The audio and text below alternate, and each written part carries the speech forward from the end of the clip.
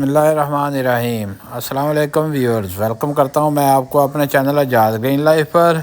दोस्तों, कुछ सब्जियों की पहले पनीरी लगाई जाती है, बाद में उनको हम गमलों या क्यारियों में शिफ्ट कर देते हैं। लेकिन कुछ सब्ज़ियां ऐसी होती हैं जिनको हमने डायरेक्ट जहां पे उगाना है उस जगह पे लगाई जाती हैं। इसलिए मुख्तलिफ़ सब्ज़ियों को मुख्तलिफ़ टाइम में ग्रो किया जाता है। जिनकी पनीरी लगानी होती है उनके बीज को पहले लगा देते हैं, और जिनको हमने बराह रास्त क्यारी या ग्रो बैग्स में और गमलों में लगाना होता है उनका टाइमिंग मुख्तलिफ़ है, उनको बाद में भी लगाया जा सकता है। फूल गोभी भी उन सब्ज़ियों में शामिल है जिनकी पहले पनीरी उगाई जाती है, उसके बाद इस पनीरी को शिफ्ट किया जाता है। जो दोस्त गोभी लगाना चाहते हैं वो इसकी पनीरी का सीड अभी से लगा सकते हैं और अक्टूबर तक इसको क्यारियों या गमलों में शिफ्ट कर सकते हैं। ब्रोकली भी सर्दियों की बड़ी अहम सब्ज़ी है। ये विटामिन से भरपूर होती है। इसमें विटामिन सी और विटामिन के इनकी काफ़ी ज़्यादा मकदार पाई जाती है। ब्रोकली का इस्तेमाल बीमारियों के ख़िलाफ़ क़ुव्वत मदाफ़त को बढ़ा देता है। इसके अलावा हड्डियाँ और पट्ठों की मजबूती के लिए ये एक बेहतरीन ग़िज़ा है। ब्रोकली की पहले पनीरी उगाई जाती है, इसके बाद इसको गमलों या क्यारियों में शिफ्ट कर दिया जाता है। तो जो दोस्त इसको उगाना चाहते हैं तो अभी से इसकी भी पनीरी उगाएं और इसको भी अक्टूबर में क्यारियों या गमलों में शिफ्ट कर सकते हैं। दोस्तों, अगर आप बंद गोभी उगाना चाहते हैं तो इसकी भी आप पहले पनीरी लगाएंगे, इसके बाद आप इसको अक्टूबर में क्यारियों या गमलों में शिफ्ट करेंगे। तो इसलिए इसकी भी पनीरी आप अभी से लगा सकते हैं और बाद में आप इसे शिफ्ट कर लें। इसमें भी विटामिन सी और विटामिन के पाए जाते हैं जो हमारी सेहत के लिए लाजमी है, तो इसलिए इसका इस्तेमाल हमारे लिए बहुत ही फ़ायदेमंद है। बंद गोभी को पकाया भी जाता है, इसको सलाद के तौर पर भी इस्तेमाल कर सकते हैं। इसको पकाने की निस्बत आजकल लोग ज़्यादा सलाद के तौर पर इस्तेमाल कर रहे हैं। दोस्तों, अब बात करेंगे शिमला मिर्च की। शिमला मिर्च को आप मौसम ख़ज़ां और मौसम बहार दोनों मौसम में उगा सकते हैं। यानी जब तकरीबन टेम्परेचर 18 डिग्री सेंटीग्रेड से 30 डिग्री सेंटीग्रेड तक होता है तो इसको आप ग्रो कर सकते हैं और इससे भरपूर सब्ज़ी हासिल कर सकते हैं। तो इसलिए दोस्तों, अगर आप इसकी पनीरी लगाना चाहते हैं तो आप अक्टूबर के शुरू में ही इसकी पनीरी लगा लें और नवंबर में इसको क्यारियों या गमलों में शिफ्ट कर लें, या फिर जनवरी के आखिरी हफ्ते में आप इसका सीड लगाकर पहले इसकी पनीरी तैयार करें और उसके बाद इसको गमलों या क्यारियों में शिफ्ट कर लें, तो आपको बेहतरीन सब्ज़ी मिलती रहेगी। मशरूम भी दोस्त एक बड़ी ज़बरदस्त वेजिटेबल है। ये विटामिन डी से भरपूर होती है जिसके हमारे बॉडी के ऊपर बहुत ज़्यादा फ़ायदे होंगे। इसलिए दोस्तों, इसकी 3 अक़साम है, ये बटन, ऑयस्टर और मिल्की। इन तीनों को आप घर में अक्टूबर के महीने में दोस्तों आप आसानी से ग्रो कर सकते हैं। सब्ज़ी से विटामिन डी हासिल करने का ये वाह ज़रिया है। सिर्फ मशरूम है जहाँ से आप विटामिन डी हासिल कर सकते हैं। कैल्शियम को बॉडी में अब्ज़ॉर्ब करने का विटामिन डी वह ज़रिया है। अगर आप कैल्शियम इस्तेमाल कर रहे हैं तो इसके लिए विटामिन डी का होना बहुत ज़रूरी है। इसके अलावा ये हमारे इम्यून सिस्टम यानी क़ुव्वत मदाफ़त को भी बहुत ज़्यादा ताकतवर बना देता है। मूली सर्दियों की बड़ी अहम सब्ज़ी है। सर्दियों में इसका बहुत ज़्यादा इस्तेमाल किया जाता है, इसके पराठे बनाए जाते हैं। तो दोस्तों, इसलिए आप इसको ज़रूर ग्रो करें। मूलियों को उगाने का बेहतरीन वक्त अक्टूबर का पहला हफ्ता है। अक्टूबर में लगाई जाने वाली मूलियां विटामिन से भरपूर हैं, जिनमें potassium, calcium, phosphorus, magnesium, manganese, iron, copper और जिंक शामिल हैं। सफ़ेद मूलियों की तरह लाल मूलियां भी दोस्तों, इनको डायरेक्ट जहां पे आप उगाना चाहते हैं लगाया जाता है, इसकी पनीरी नहीं बनाई जाती। इसी तरह दोस्तों, गाजर, शलजम और चुकंदर, इनको भी आप अक्टूबर के पहले हफ्ते में लगा लें और बेहतरीन रिज़ल्ट आपको मिलेगा। इनकी भी पनीरी नहीं लगाई जाती, इनको भी बराह रास्त जहाँ पे आपने उगाना है डायरेक्ट बीज वहीं उगाया जाता है। सर्दियों में दोस्तों आप बैंगन को भी लगा सकते हैं। 15 सितंबर के बाद आप इसकी पनीरी को ग्रो करें और अक्टूबर के पहले हफ्ते में इसको क्यारियों, गमलों और ग्रो बैग्स में आप जहां लगाना चाहें शिफ्ट कर सकते हैं। अब बारी आती है टमाटर की। जिन दोस्तों ने अभी तक इनकी पनीरी नहीं लगाई वो टमाटर की पनीरी लगा सकते हैं। टमाटर को ग्रो करने के लिए पहले इसकी पनीरी बनाई जाती है, फिर इसको शिफ्ट कर दिया जाता है। टमाटर का बीज लेने के लिए दोस्तों आप उन टमाटर को इस्तेमाल कर सकते हैं जो आप इस्तेमाल के लिए वेजिटेबल शॉप से लेकर आते हैं, तो उनका बीज जो है वो बड़ी आसानी से उग जाता है। अगर आप कोई मुख्तलिफ स्पेशल वैरायटी लगाना चाहते हैं तो आप उसको सीड स्टोर से ख़रीद सकते हैं, लेकिन आप एक नॉर्मल जो इस्तेमाल में आने वाले टमाटर हैं आप उनका बीज जो है वो जो घर में ख़रीद के लाते हैं उनसे ही आप ले सकते हैं और उनको उगा सकते हैं। मैं भी कई सालों से इन्हीं टमाटरों के बीज इस्तेमाल कर रहा हूँ जो सब्ज़ी की दुकान से हम अपने घर में इस्तेमाल के लिए लाते हैं। तो दोस्तों इसलिए आप भी वो टमाटर इस्तेमाल करें और भरपूर पैदावार लें। सर्दियों की एक और बड़ी ही अहम सब्ज़ी पालक है। दोस्तों अगर आप पालक लगाना चाहते हैं तो इसके लिए आपने अक्टूबर के दूसरे हफ्ते को चूज़ करना है, क्योंकि अक्टूबर के दूसरे हफ्ते में अगर आप लगाएंगे तो आपकी पालक बड़े अच्छे तरीके से ग्रो करेगी और इसके जो पत्ते हैं वो भी बड़े हेल्दी होंगे और बड़े लश ग्रीन आएंगे। आजकल सितंबर के महीने में काफ़ी ज़्यादा हवस हो जाता है या बहुत ज़्यादा बारिश हो जाती है, जिसकी वजह से पालक का बीज ग्रो नहीं करेगा। अगर थोड़ा बहुत बीज ग्रो कर भी गया तो उनकी ग्रोथ अच्छी तरह नहीं होगी, तो इसलिए दोस्तों आपने अक्टूबर के महीने में ही पालक को लगाना है।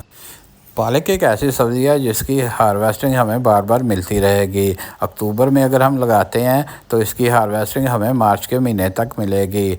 अप्रैल के महीने में इसके ऊपर फूल आना शुरू हो जाते हैं और जिनसे हम बीज हासिल कर सकते हैं। पालक को आप क्यारियों, ग्रो बैग्स और गमलों में जहां आप लगाना चाहें लगा सकते हैं। बस इसका बीज लगाना है और उसके बाद आपको ये मार्च के महीने तक इसकी सब्ज़ी मिलती रहेगी। जो दोस्त अपने किचन गार्डन में मटर को उगाना चाहते हैं वो इसको दो तरीक़ों से उगा सकते हैं। इसकी पहले पनीरी लगा सकते हैं, फिर इसको क्यारी में शिफ्ट कर सकते हैं, या फिर बराह रास्त इनको जिस जगह पे आपने उगाना है उसी जगह आप इसको लगा सकते हैं। मटर के पौधों को ठंडक ज़्यादा पसंद है, ये ठंडक में ज़्यादा ग्रो करते हैं, तो इसलिए दोस्तों आपने अक्टूबर के तीसरे हफ्ते से लेकर नवंबर तक, सारे नवंबर तक आप दोस्तों किसी वक्त भी मटर को उगा सकते हैं। दोस्तों कसूरी मेथी सर्दियों की यह सब्ज़ी एक सौगात है।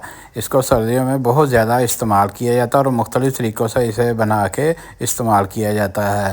तो दोस्तों इसको उगाने के लिए आप सितंबर के महीने से जनवरी तक किसी वक्त भी ग्रो कर सकते हैं, लेकिन जो इसका आइडियल पीरियड है वो अक्टूबर के आखिरी हफ्ते से लेकर नवंबर के एंड तक आप इसको ग्रो करें, तो इस पीरियड में एक कसूरी मेथी बहुत ज़्यादा पैदावार देगी और इसकी ग्रोथ भी बहुत अच्छी होगी।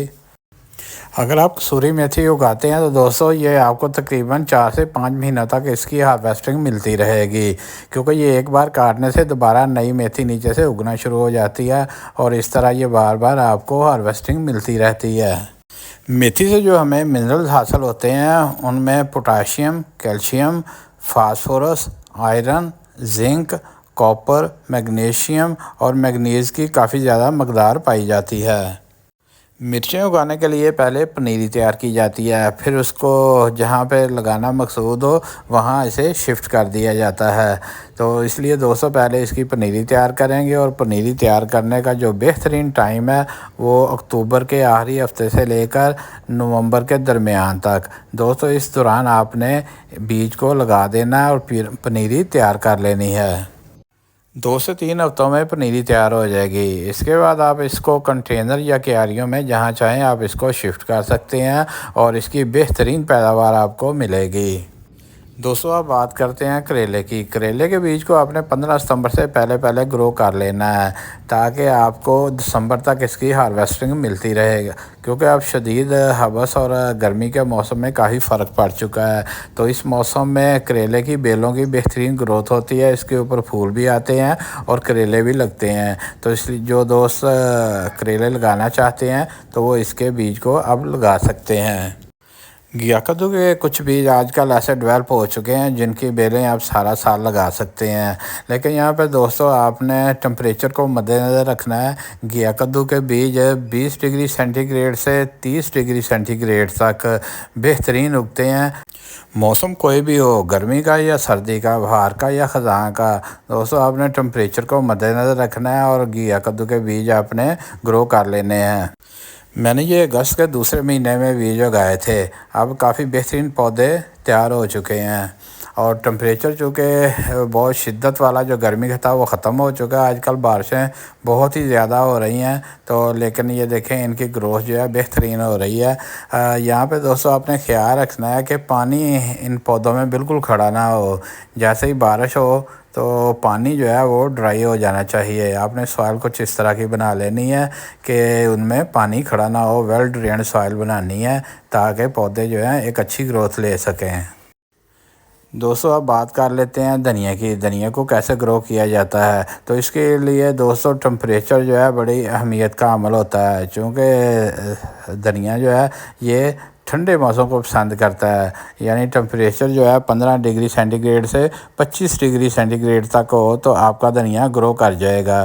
तो इसलिए दोस्तों आपने चेक करना है कि जब टेम्परेचर 15 से 25 डिग्री सेंटीग्रेड के दरमियान में आ जाए तो आपने धनिया ग्रो कर लेना है। प्याज को दोस्तों आप घर में ग्रो कर सकते हैं। इसकी रूट्स ज़्यादा बड़ी नहीं होती, इसलिए इसको गमलों, कंटेनर्स और क्यारियों में आसानी के साथ ग्रो किया जा सकता है।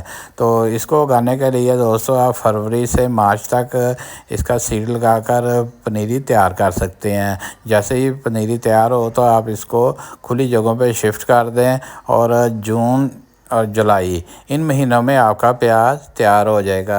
इससे पहले आप इनके जो लीव्स हैं उनको खानों में शामिल कर सकते हैं। सर्दियों में हम खानों में जो सब्ज़ प्याज इस्तेमाल करते हैं वो यही सब्ज़ प्याज होता है, लेकिन अगर हम इससे प्याज ही बनाना चाहते हैं तो मैच्योर होने का इंतज़ार जून जुलाई तक करना पड़ेगा।